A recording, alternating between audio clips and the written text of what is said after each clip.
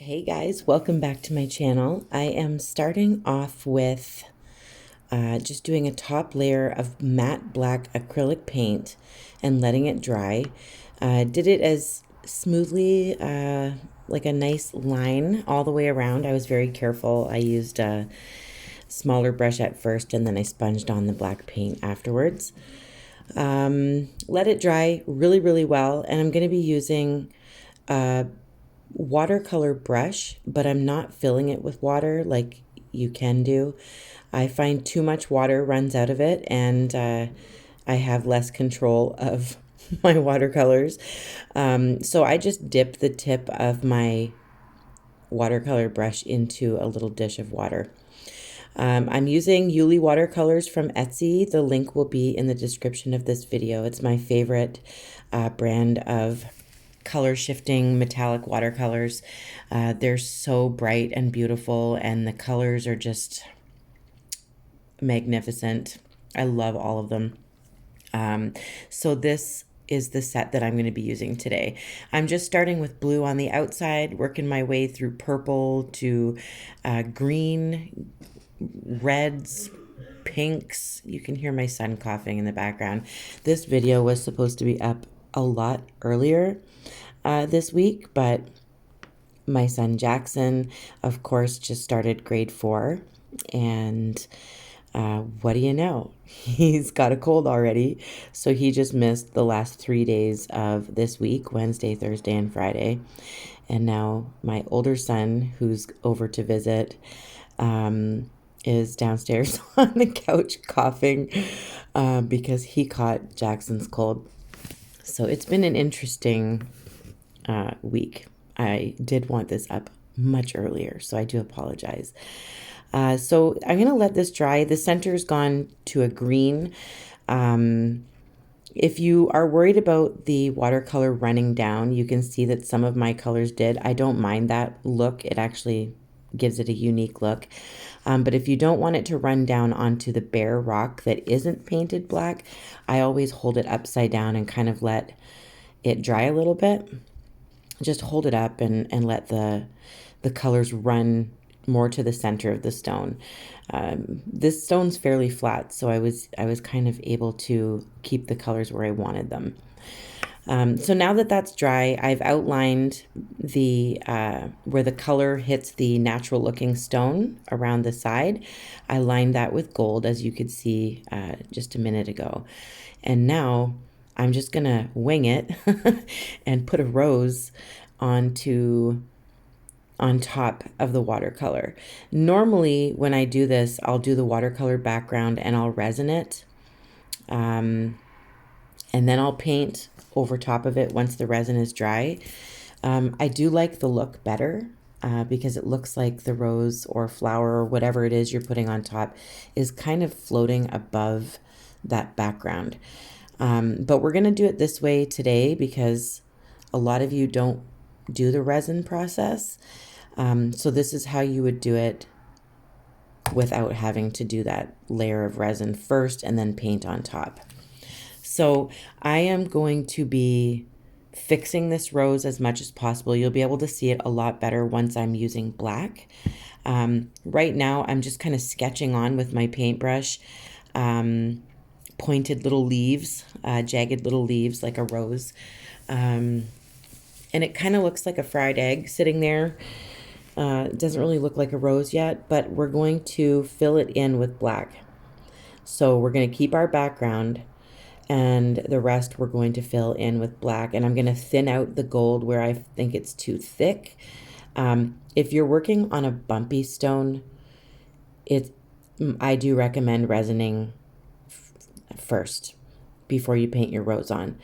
I just find everything looks a lot smoother when you have that smooth background to work on.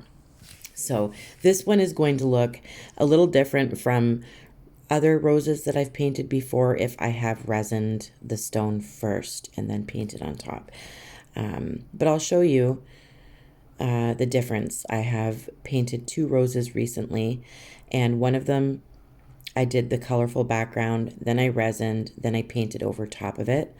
And then there's this one, which I did the colorful background and didn't resin and then painted.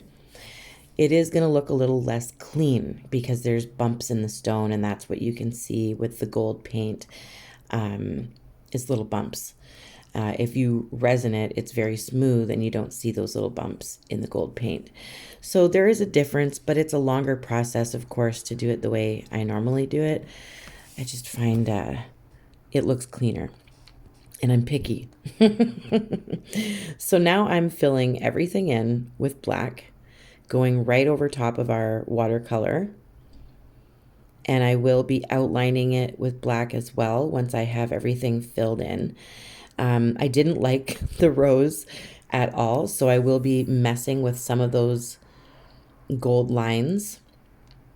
But I showed you how I did it, and then you're going to see how it changes slightly in some of those areas.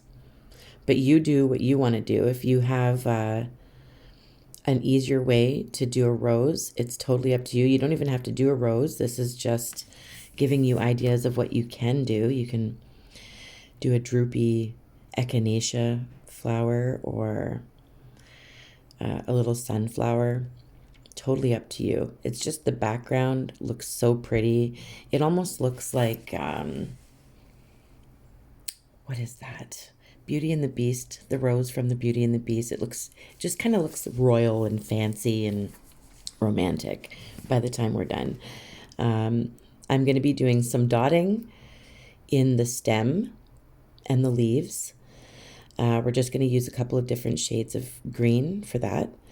But the flower this time, we're not going to dot it.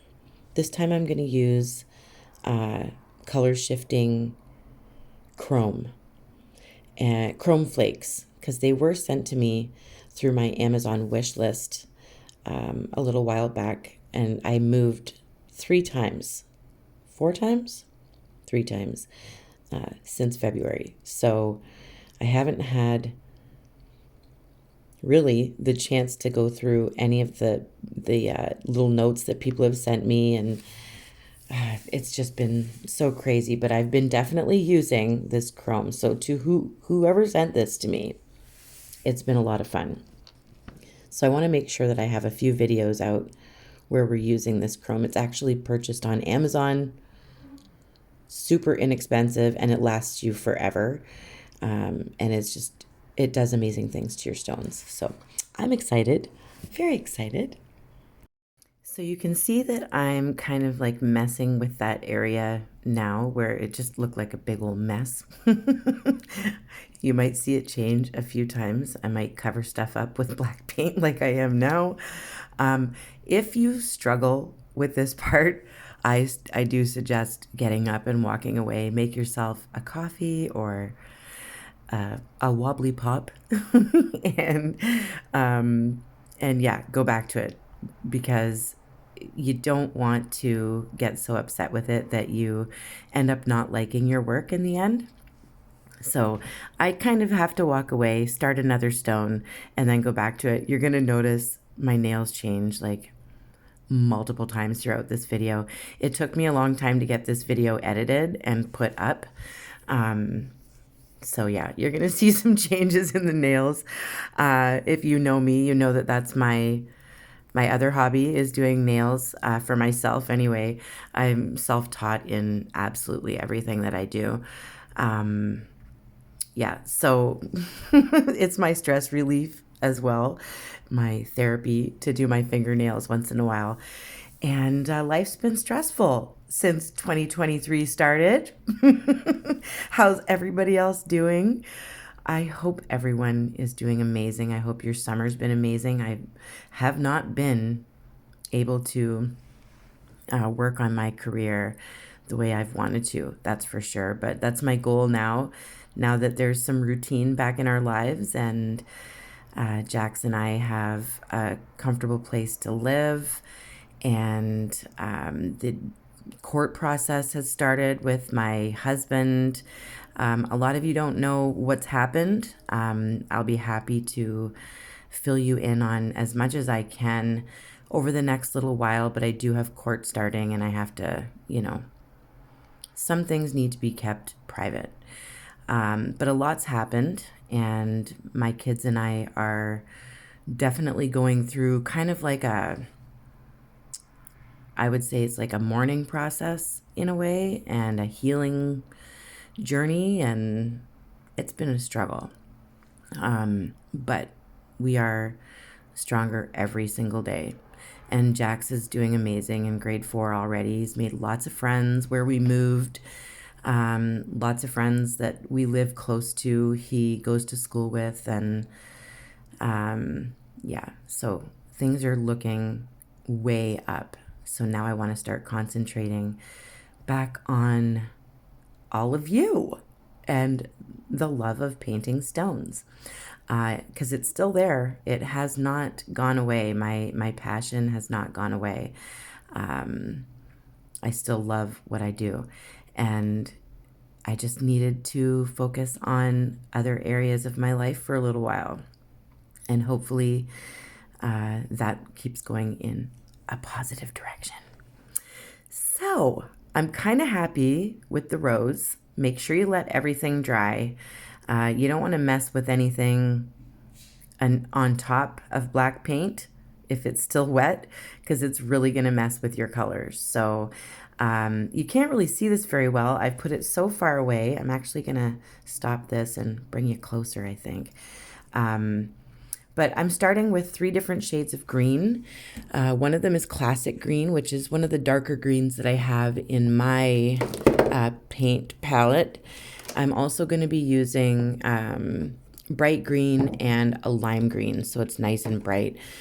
Basically, when it's under the flower there where it might be shaded, I've used the darker green, and close to the flower where those little leaves are coming out, it's the darker green, and then I do a bright green, and then the very tips I'm doing the light green. So you'll be able to see it a lot better very soon. I'm gonna slow this down. That might be a little bit easy for you guys to see. So yeah, I'm doing some brighter green around the vein in the center of the leaves. And then on my way out, it's going to go bright green and then classic green on the very outer edge. Basically just mess around with your different shades of green. And I'm using a very small dotting needle, which I believe I purchased from the pink chair. I used to have a discount code for the pink chair, but they changed up their system like during COVID.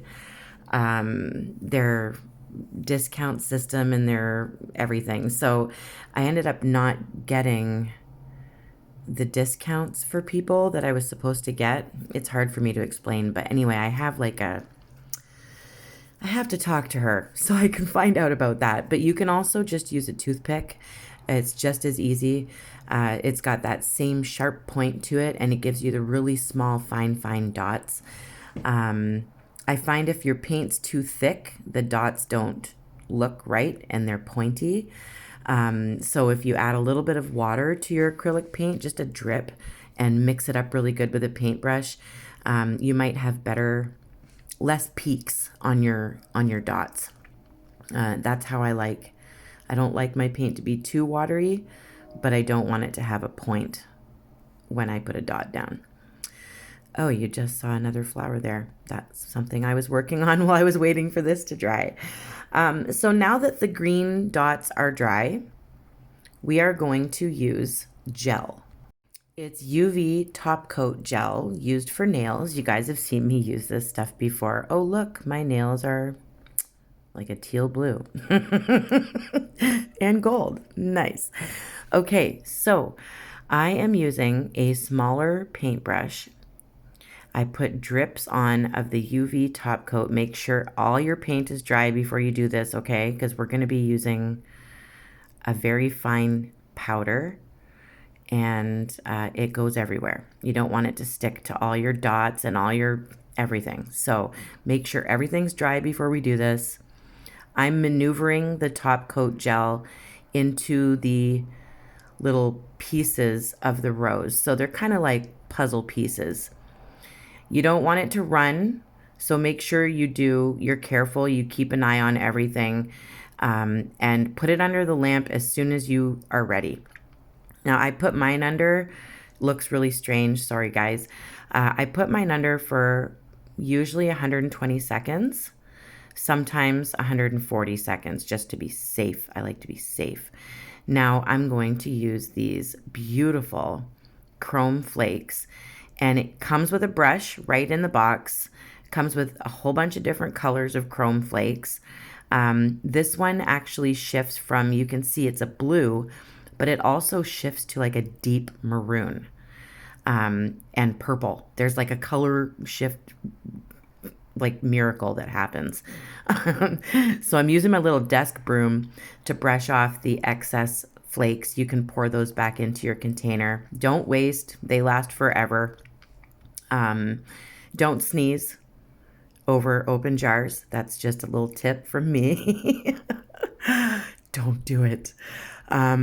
Yeah, and you can just do little portions at a time, put it under the light.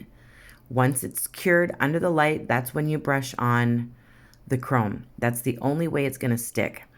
If you put it on wet gel, it does not have the same effect. It just is a mess. So make sure it's totally cured, and then you scrub it on. You can even use your bare fingers if you want to, if there's no like Cheeto dust on them, if you've been eating Cheetos. Make sure you use clean fingertip, and you can like rub it on that way as well if you don't have a little brush or a makeup sponge or whatever. It goes on really super easy. And like I said, just do little portions at a time, especially if you have a rock that is slanted, because it's going to run. You don't want it to run over top of the gold lines. You want to keep those gold lines. So yeah, trust me, it's a process. So I'm actually scraping up some of the flakes that fell and use those as well, if I can. It's kind of neat. The brush actually kind of has like a magnetic thing to it. I don't know, static, and it sticks to the flakes, and then you can just carry the flakes over to your stone. It's kind of weird. I don't know. You'll see. You'll see. So you can see that everything is all done. It looks blue. It does look blue, but it's not, I promise you. Now that I've put all the flakes on, I have to go over some of the gold because unfortunately a couple of flakes are misplaced and they went on the gold and they stayed there. So I don't know if my gold was a little bit sticky still, or the surface of the gold is kind of like the surface of the UV gel once it's been cured. So you might have to outline your gold a little bit where some flakes might stick to it, but that's not a big deal. I always do this anyway. This is like the cleanup part. Actually, I do clean up when I have the black and gold first, and then I do another cleanup afterwards. Just going to make sure that the gold is noticeable around all of the leaves and the stem. I don't want any of the dots to go over top of the outline of gold. I'm also going to outline it in black so that it pops off of the background way more than what it currently is. Once again, this is going to look a little different from the ones that I've done before because I actually paint on top of resin, so it already kind of pops off the rock, off the background. This time, it might not look as much like it's doing that, but the black outline will definitely help. And it's, I think, still going to look really fantastic.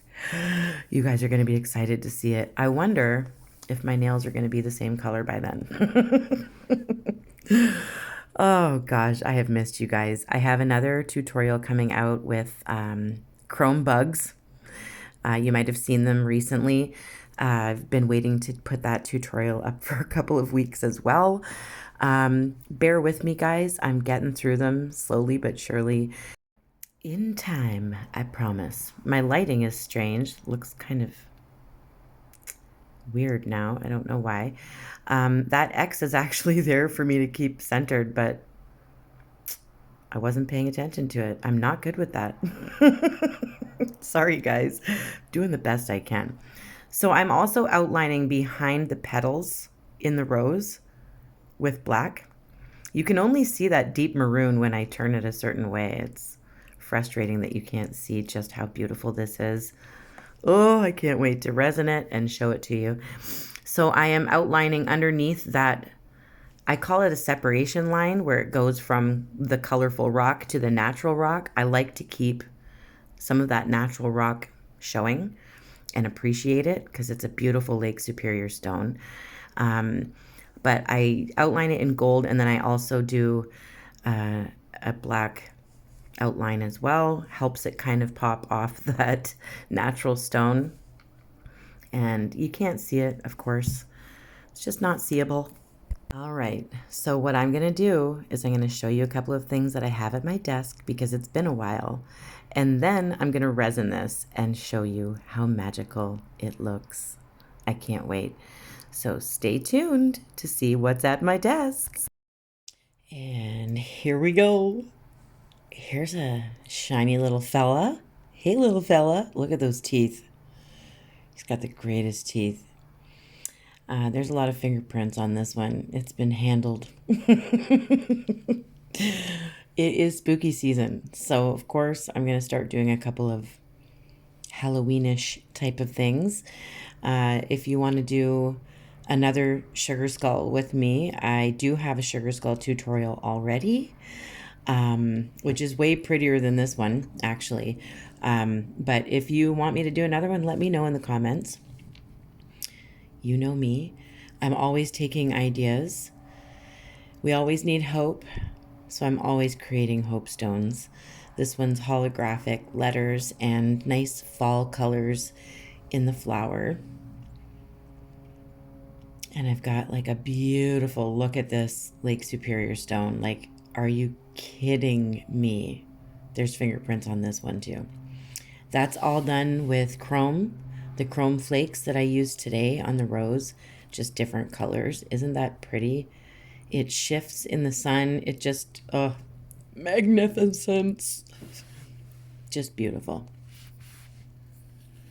Here is a droopy echinacea.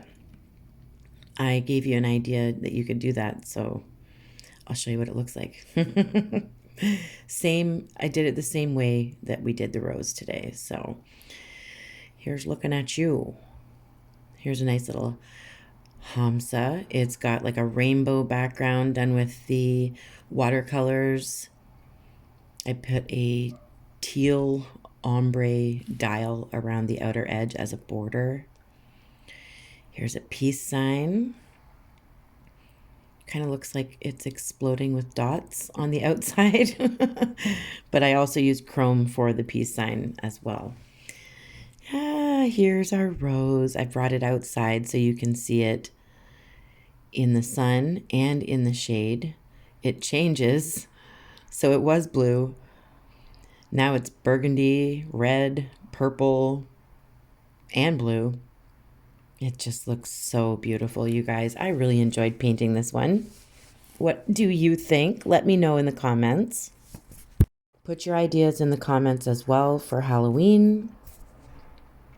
Anything you want me to do, let me know. Here's how it looks in the sun. And the last picture you're going to see is the other one that I was talking about where I painted over top of the resin. It looks a little more clean and it pops off the rock a little bit better. So it's up to you the way you do it. They both look beautiful though. You know what I'm going to say to you? I love you. And I'll be back very soon. And keep painting. That's the most important thing, is that we keep painting no matter how crappy things get. Just keep going, guys. It does get better. I love you. I'll see you very, very soon. Bye.